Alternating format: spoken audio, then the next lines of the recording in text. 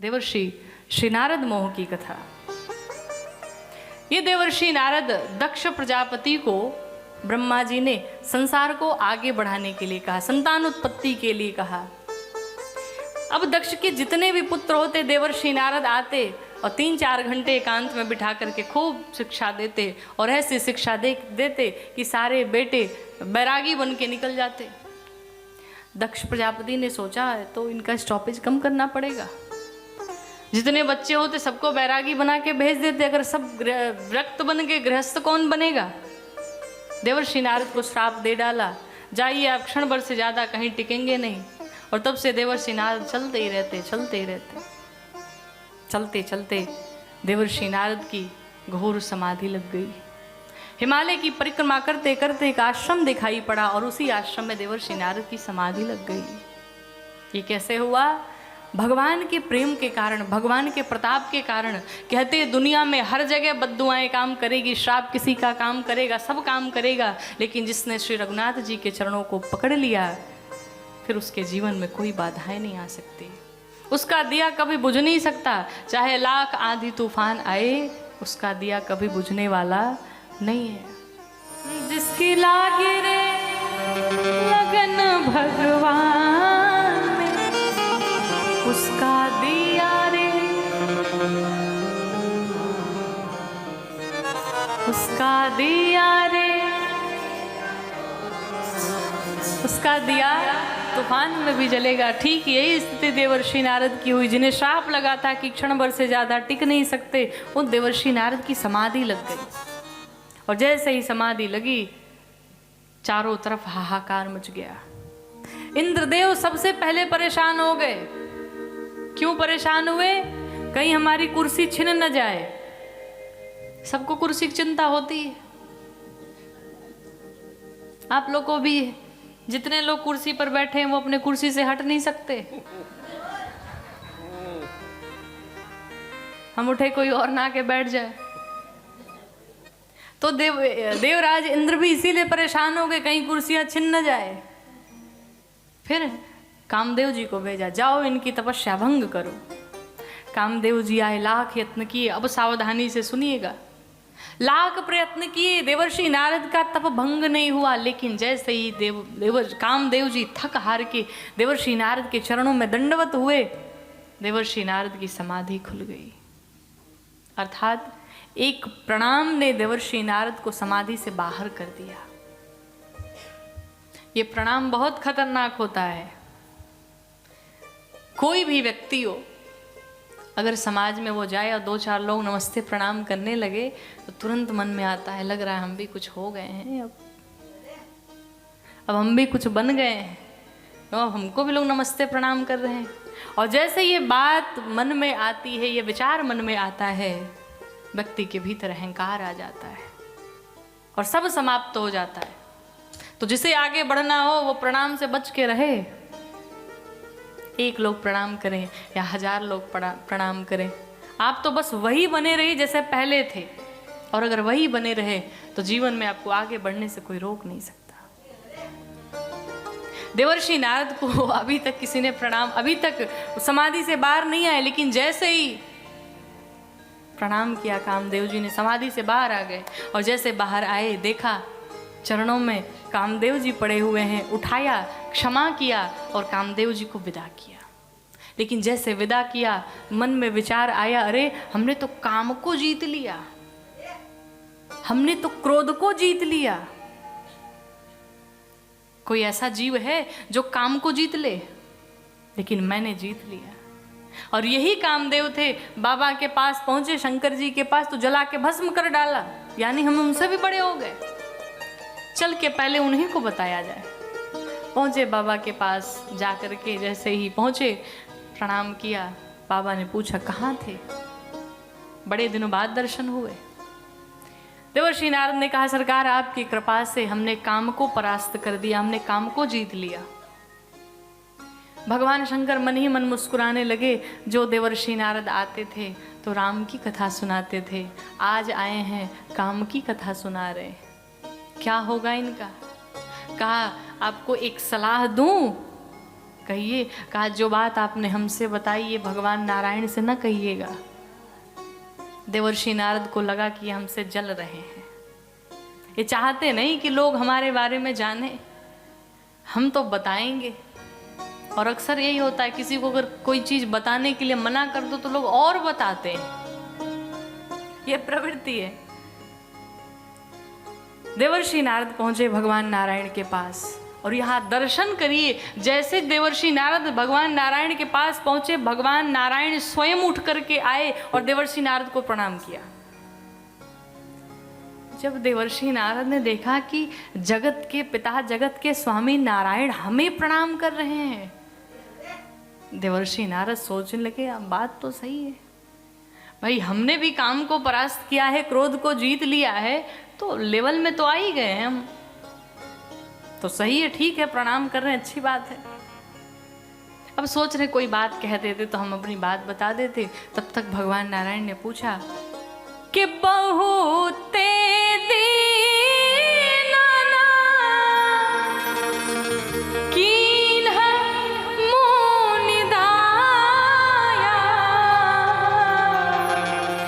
बड़े दिनों बाद आपने कृपा की, कहाँ थे आप? बस मिल गया। देवर्षि नारद ने कहा बताऊं सरकार, आपकी कृपा से हमने काम को परास्त कर दिया। ऊपर से कह रहे हैं आपकी कृपा से, और मन में चल रहा है सब हमने ही किया। भगवान तो सब जान गए क्या चल रहा है। अब देखा कि भक्त के हृदय में बीज अहंकार रूपी पल रहा है, शीघ्र काटा नहीं गया तो बड़ा वृक्ष बन जाएगा, जिससे मेरे भक्त का नुकसान हो जाएगा, और मैं ऐसा नहीं कर सकता। अपनी माया को प्रेरित किया, माया का ही नगर बनाया। उस नगर का नाम था श्रीनगर, और उस नगर में शीलनिधि नाम के राजा रहने लगे। विश्व मोहिनी उनकी पुत्री रहने लगी। देवर्षि नारद को विदा किया। माँ लक्ष्मी ने भगवान नारायण से पूछा, कहा प्रभु आप इनका अहंकार प्रणाम करके घटा रहे थे कि बढ़ा रहे थे? भगवान नारायण ने एक उत्तर दिया, कहा देवी एक उदाहरण लीजिए। एक डॉक्टर के पास एक व्यक्ति पहुंचा, तो छोटी सी उसे एक स्पॉट निकले थे, छोटी सी फुंसी निकली थी। तो डॉक्टर ने दवाई दी, लेकिन उस व्यक्ति ने खाया नहीं, तो थोड़ा सा वो और बड़ा हो गया। डॉक्टर के पास पहुंचा, कहा डॉक्टर साहब ठीक नहीं हुआ ये। डॉक्टर ने जब देखा उसे तो कहा कि ये ऐसे बीच में आके फंसी है कि ना अब ये दवाई से ठीक होगी और ना अब ऑपरेशन से ठीक होगा। फिर कहा एक ऐसी दवा देता हूं जिससे कि ये और बढ़ जाए, तब अच्छे से ऑपरेशन हो सकेगा। लक्ष्मी मैया ने कहा समझे नहीं। कहा ठीक उनका भी यही हाल है, अभी अहंकार शुरू हुआ है और ऐसे ये बीच में खड़े हैं कि ना अभी उसे काटा जा सकता, और दवाई शंकर जी ने दी तो इन्होंने माना नहीं, उस दवाई को खाया नहीं, आकर के हमसे उल्टा बता रहे हैं, मतलब इनका बढ़िया ऑपरेशन करना पड़ेगा, बड़ा वाला। इसलिए मैंने इनकी प्रशंसा की, इनको मैंने खुद प्रणाम किया। देवर्षि नारद पहुंचे और जब रास्ते में गए देखा ये नगर कैसा है, अभी तक तो ये नगर देखा नहीं था। पहुंचे उस नगर में, राजा के पास गए और जाकर के देखा सभी ने बड़ा आओ भगत स्वागत सत्कार सम्मान किया। उनकी जो बेटी विश्व मोहिनी थी आई, देवर्षि नारद को प्रणाम करती हैं। प्रणाम किया। शीलनिधि ने कहा महाराज ये हमारी कन्या है, इनका नाम विश्व मोहिनी है, आप जरा हमारी कन्या के हाथ देख करके बताइए इनके हाथ में लिखा क्या है, भविष्य क्या है। देवर्षि नारद ने कन्या का हाथ देखना था और देखने लगे चेहरा, और जब चेहरा देखने लगे, अब विश्व मोहिनी इतनी सुंदर कि देवर्षि नारद की आंखें हटे ना। महाराज ने कहा महाराज हमने आपको हाथ देखने के लिए कहा, चेहरा नहीं देखने के लिए कहा। देवर्षि नारद फिर नहीं मान रहे, हाथ 2 मिनट देखते, चेहरा 10 मिनट देखते। अब उसी चेहरा देखने के चक्कर में उल्टा पड़ गए। उस हाथ में उस कन्या का भविष्य लिखा था, इस कन्या का जिससे विवाह होगा वो अमर होगा, तीनों लोकों का स्वामी होगा, नरनाग किन्नर उसकी सेवा में लगे रहेंगे, कोई उसे पराजित नहीं कर पाएगा। और देवर्षि नारद ने उल्टा पढ़ लिया, क्या उसमें लिखा था कि इसका विवाह जिससे होगा उसमें ये सारे गुण होंगे। और देवर्षि नारद को उल्टा लग गया, उन्हें लगा कि इसका विवाह जिससे होगा, विवाह होने के बाद तीनों लोगों का स्वामी बन जाएगा। अब देवर्षि नारद सोचे तो बहुत बढ़िया है, तीनों लोगों का स्वामी मैं बन जाऊंगा, नरनाग किन्नर सब मेरी सेवा में लग जाएंगे, अमर बन जाऊंगा और इतनी सुंदर कन्या भी मिल जाएगी। लेकिन करें क्या? लोगों से पूछा भाई इनका विवाह कब है? कहा आज ही स्वयंवर है, आज ही लास्ट दिन है। अच्छा ये तो बिल्कुल टाइम नहीं है, अब क्या करें? कहा कोई बात नहीं, यहीं पर भगवान को बुलाते हैं। और देवर्षि नारद ने वहीं भगवान को बुलाया कि श्रीमन नारायण नारायण नारायण, श्रीमन नारायण नारायण नारायण, श्रीमन नारायण नारायण नारायण, श्रीमन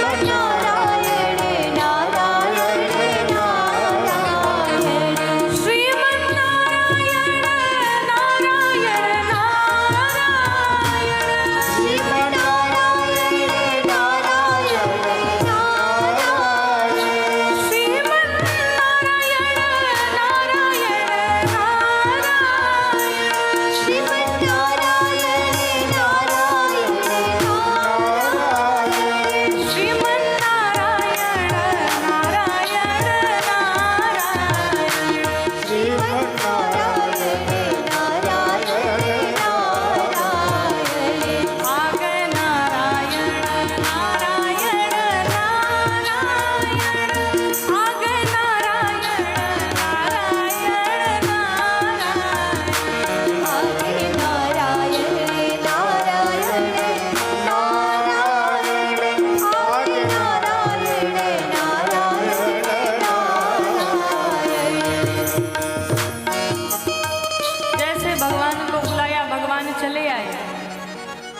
और जैसे भगवान आए, देवर्षि नारद प्रणाम किए। कहा कहीं ऋषिवर कैसे याद किए? देवर्षि नारद देखिए कैसे माहौल बना रहे हैं। देवर्षि नारद ने क्या कहा? कहा प्रभु जब मैं कहीं से आता हूँ और कैलाश जाता हूँ तो देखता हूँ भगवान शंकर को अपनी पत्नी के साथ में बैठे रहते हैं, इतना सुंदर लगता है। बच्चे हैं उनके, कितना सुंदर लगता है। पूरा परिवार है उनका, कितना अच्छा लगता है। अच्छा उसके बाद फिर आगे बढ़ता हूँ, ब्रह्मा जी को देखता हूँ तो उनके साथ में भी मैया बैठी हुई, कितना सुंदर लगता है। हाँ लगता है। और प्रभु सब तो छोड़िए, जब आपके पास जाता हूँ तो क्षीर सागर में लक्ष्मी मैया आपके पांव दबाती रहती, कितना सुंदर लगता है। प्रभु देख के आनंद आ जाता है। और प्रभु जब हम अपने आप को देखते हैं तो बड़ा दुख होता है। मैं अकेला, मेरे आगे पीछे कोई नहीं, मैं अपनी बात किससे कहने जाऊं? भगवान ने कहा कहना क्या चाहते हो? कहा प्रभु हम सोच रहे हैं कि हम विवाह कर लें। अच्छा विवाह करेंगे? लड़की कोई देखी है? कहा प्रभु चिंता न करिए, लड़की तैयार, बाराती तैयार, पूरी तैयारी है, सब तैयार है। कहा कमी किस चीज की? कहा बस आपकी कमी है। अच्छा हमें क्या करना है? कहा प्रभु हमको आपसे कुछ उधार चाहिए। एक दिन की बात है, जब हो जाए मेरा काम आप ले लेना। अच्छा उधार में चाहिए क्या? तो कहते हैं कि आपन रूपा देहु प्रभु मोहि,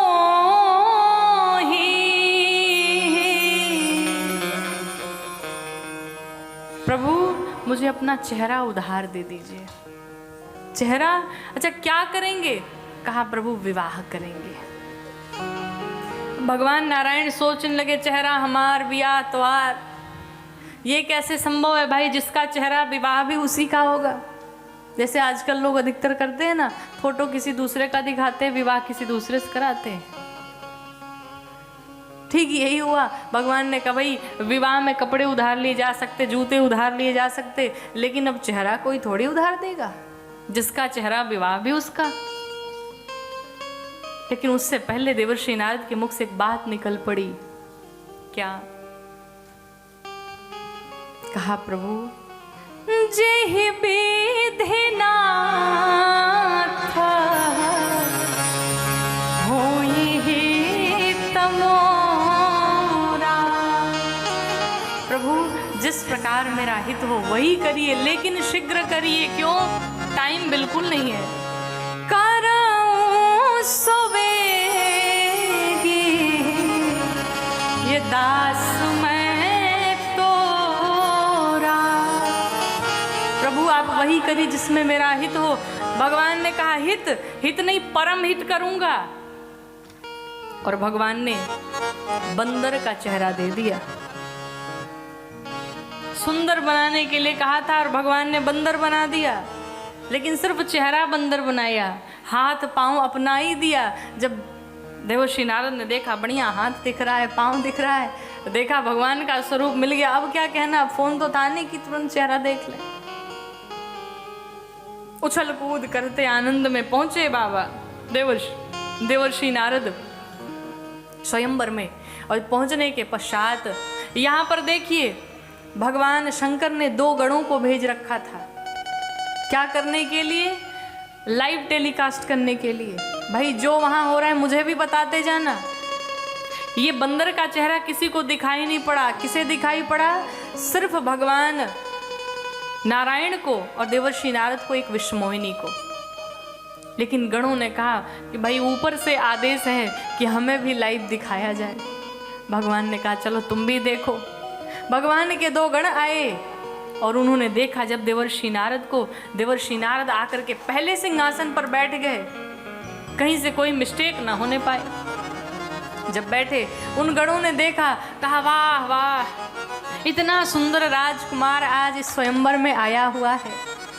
अरे जरा उनके आंखें तो देखो, जरा उनके बाल तो देखो, कितने सुंदर दिखाई पड़ रहे हैं। अब देवर्षि नारद सोचे किसकी चर्चा हो रही है, तो दूसरे वाला पूछता है भाई किसकी चर्चा कर रहे हो तुम? कहा ये जो पहले नंबर पर बैठा इसी की चर्चा कर रहा हूँ।